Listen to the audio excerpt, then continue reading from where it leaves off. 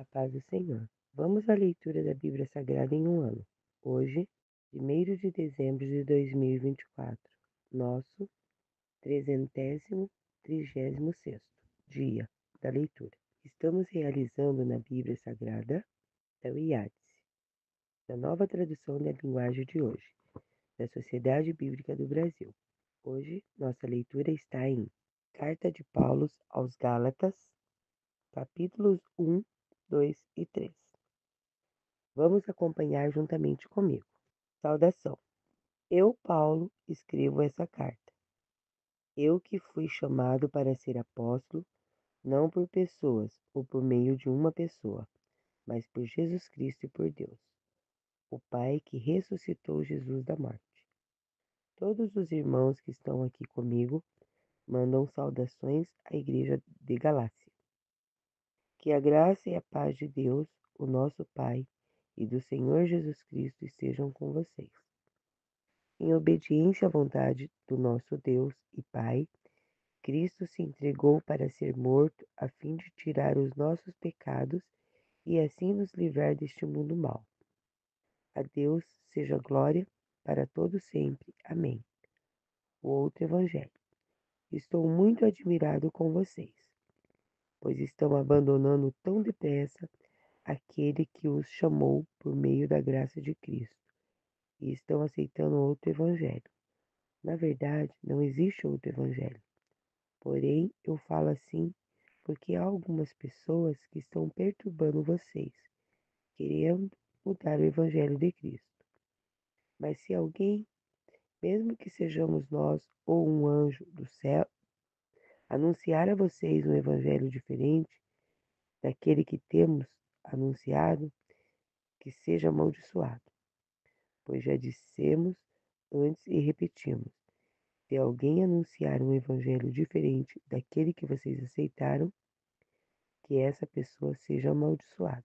Por acaso eu procuro a aprovação das pessoas? Não. O que eu quero é a aprovação de Deus. Será que agora estou querendo agradar as pessoas? Se estivesse, eu não seria servo de Cristo. Meus irmãos, eu afirmo a vocês que o evangelho que eu anuncio não é uma invenção humana. Eu não o recebi de ninguém, e ninguém o ensinou a mim, mas foi o próprio Jesus Cristo que o revelou para mim. Vocês ouviram falar de como eu costumava agir quando praticava a religião dos judeus.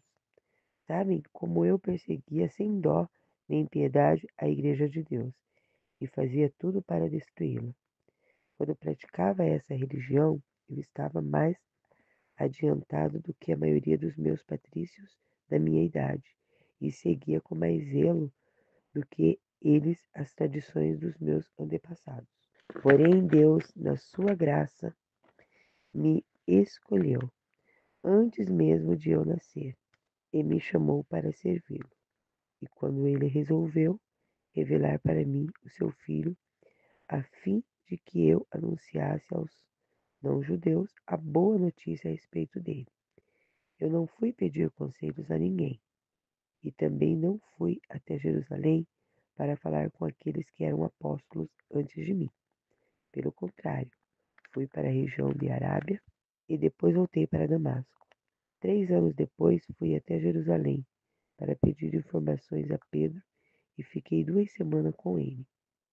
E não falei com ninguém, com nenhum outro apóstolo, a não ser com Tiago, irmão do Senhor. O que estou escrevendo a vocês é verdade. Deus sabe que não estou mentindo. Depois fui para as regiões da Síria e da Cilícia.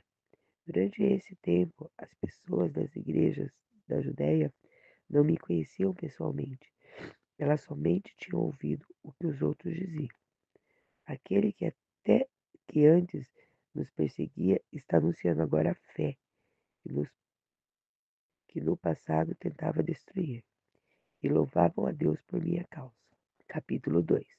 Paulo e os outros apóstolos. 14 anos depois, eu voltei para Jerusalém com Barnabé e levei Tito comigo. Voltei para lá porque Deus me revelou que eu devia fazer isso. Ali numa reunião particular com os líderes da igreja, eu expliquei a eles a mensagem do Evangelho que anuncio aos não-judeus. Eu não queria que o trabalho que tinha feito e estava fazendo fosse um trabalho perdido. Tito estava comigo, mas ele não foi obrigado a circuncidar-se, embora ele não seja judeu. Porém, alguns tinham se juntado ao nosso grupo, fazendo de conta que eram irmãos da fé, e queriam circuncidá-lo. Eram homens que tinham entrado para o grupo como espiões, a fim de espiar a liberdade que temos por estarmos unidos com Cristo Jesus, e para nos tornar escravos de novo. Mas em nenhum momento nos cedemos, pois queríamos que vocês tivessem o evangelho verdadeiro. E aqueles que pareciam ser os líderes da igreja, digo isso porque para mim não importa o que eles eram, pois Deus não julga pela aparência. Aqueles líderes, repito, não me deram nenhuma ideia nova. Pelo contrário, eles viram que Deus me tinha dado a responsabilidade de anunciar o evangelho aos não-judeus, assim como tinha dado a Pedro a responsabilidade de anunciá-los aos judeus. Pois pelo poder de Deus fui feito apóstolo para anunciar o evangelho aos não-judeus, assim como Pedro foi feito apóstolo para anunciar o evangelho aos judeus. Por isso, Tiago, Pedro e João, que eram considerados líderes da igreja, Deus me tinha dado essa tarefa especial. E como sinal que éramos todos companheiros, eles deram a mim e a Barnabé um aperto de mão. E todos nós combinamos que eu e Barnabé iríamos trabalhar entre os não-judeus e eles entre os judeus. Eles nos pediram só uma coisa, que lembrássemos dos pobres das igrejas deles. E isso eu sempre tenho procurado fazer. Porém, quando Pedro veio para a Antioquia da Síria, eu fiquei contra ele em público porque ele estava completamente errado. De fato, antes de chegarem ali, alguns homens mal mandados por Tiago, Pedro, tomavam refeições com os irmãos não judeus. Mas depois que aqueles homens chegaram, eles não queriam mais tomar refeições com os não judeus, porque tinha medo dos que eram a favor de circuncidar os não judeus. E também os outros irmãos judeus começaram a agir como hipócritas, do mesmo modo que Pedro. E até Barnabé se deixou levar pela hipocrisia deles. Quando vi que ele não estava agindo direito de acordo com a verdade do Evangelho, eu disse a Pedro na presença de todos: Você é judeu, mas não está vivendo como judeu, e sim como não judeu. Então, como é que você quer obrigar os não-judeus a viverem como judeus? O fato é que nós somos judeus de nascimento e não pecadores não-judeus, como eles são chamados. Mas sabemos que todos são aceitos por Deus somente pela fé em Jesus Cristo e não por fazer o que a lei manda. Assim nós também temos crido em Cristo Jesus, a fim de sermos aceitos por Deus pela nossa fé em Cristo e não por fazermos o que a lei manda, pois ninguém é aceito por Deus por fazer o que a lei manda.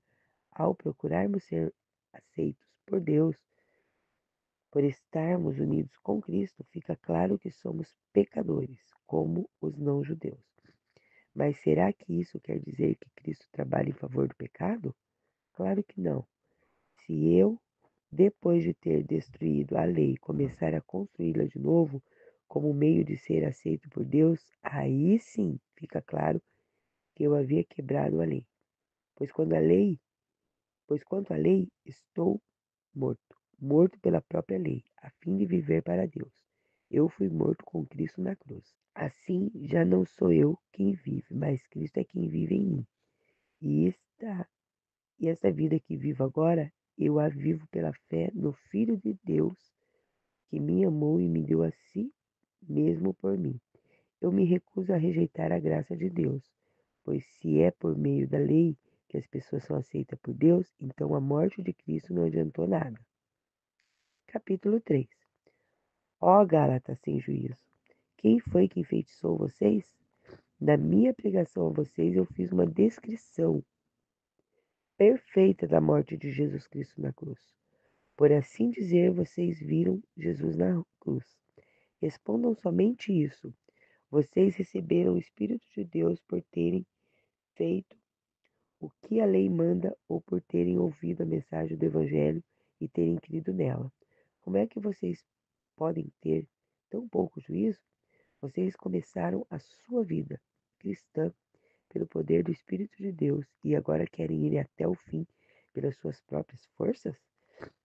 Será que as coisas pelas quais vocês passaram não serviram para nada? Não é possível.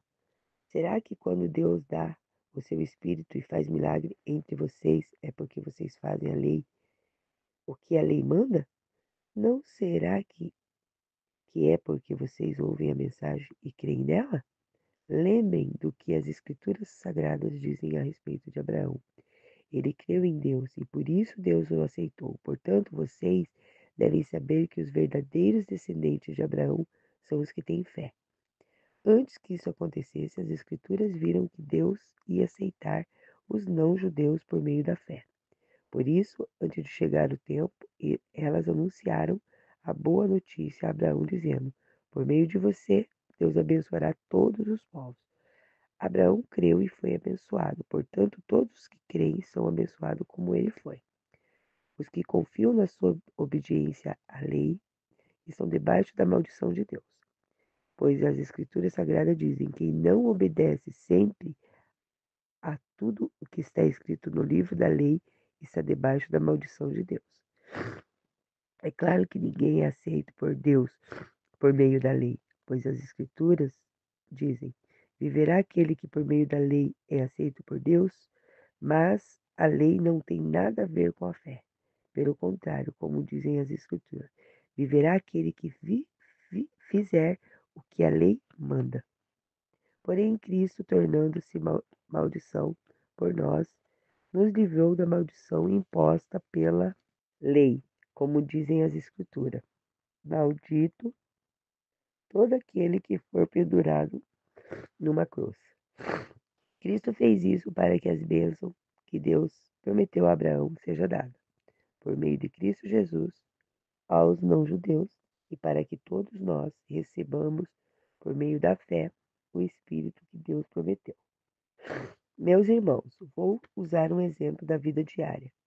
Quando duas pessoas combinam alguma coisa e assinam um contrato, ninguém pode quebrá-lo ou acrescentar qualquer coisa a ele, pois Deus fez as suas promessas a Abraão e ao seu descendente. Quando as Escrituras dizem que Deus fez as suas promessas a Abraão e a sua descendência, elas não querem dizer que se trata de muitas pessoas, mas de uma só, isto é, Cristo. O que eu quero dizer é o seguinte: Deus fez uma aliança com Abraão e prometeu cumpri-la. A lei que foi dada 430 anos depois não pode quebrar aquela aliança, nem anular a promessa de Deus. Porque se aquilo que Deus dá depende da lei, então o que ele dá já não depende da sua promessa. Mas o que Deus deu a Abraão, ele deu porque havia prometido. Então, por que é que foi dada a lei? Ela foi dada para mostrar que as coisas que são contra a vontade de Deus, a lei devia durar até que viesse o descendente de Abraão, pois a promessa foi feita a esse descendente. A lei foi entregue por anjos e um homem serviu de intermediário. Porém, não é preciso haver intermediário quando se fala de uma só pessoa e Deus é um só. Será que isso quer dizer que a lei é contra as promessas de Deus? É claro que não, porque se tivesse sido dada uma lei que pudesse dar vida às pessoas, então elas seriam aceitas por Deus por obedecerem a ela. Porém, as Escrituras Sagradas afirmam que o mundo inteiro está dominado pelo pecado, e isso para que as pessoas que creem recebam o que Deus promete aos que têm fé em Jesus Cristo. Mas antes que chegasse o tempo da fé, nós éramos prisioneiros da lei, até que fosse revelada a fé que devia vir. Assim a lei ficou tomando conta de nós até que Cristo viesse, para podermos ser aceitos por Deus por meio da fé. Agora que chegou o tempo da fé, não precisamos mais da lei para tomar conta de nós. Pois por meio da fé em Cristo Jesus, todos vocês são filhos de Deus, porque vocês foram batizados para ficarem unidos com Cristo e assim se revestiram com as qualidades do próprio Cristo. Desse modo, não existe diferença entre judeus e não judeus, entre escravos e pessoas livres, entre homens e mulheres. Todos são um só por estarem unidos com Cristo Jesus. E já que vocês pertencem a Cristo, então são descendentes de Abraão e receberão aquilo que Deus prometeu. Essa foi a nossa leitura de hoje. Já podemos ticar como tarefa concluída em nosso formulário de leitura anual. Esperamos por você amanhã.